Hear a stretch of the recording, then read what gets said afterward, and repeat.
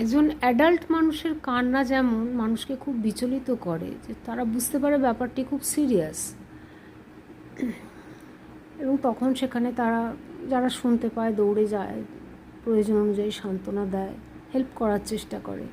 কিন্তু শিশুর কান্নাটি একটু অন্যরকম ব্যাপার।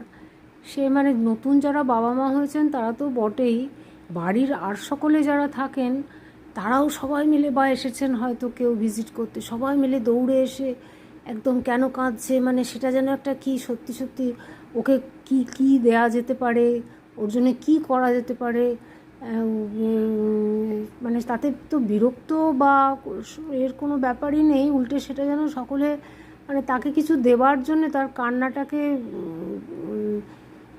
গুরুত্ব দিয়ে তাকে কিছু কমফর্ট দেওয়ার জন্য যেন সবাই ভীষণ ব্যস্ত হয়ে পড়ে। মানে যে কত বড় ভালোবাসার প্রকাশ সেটা বোঝা যায়।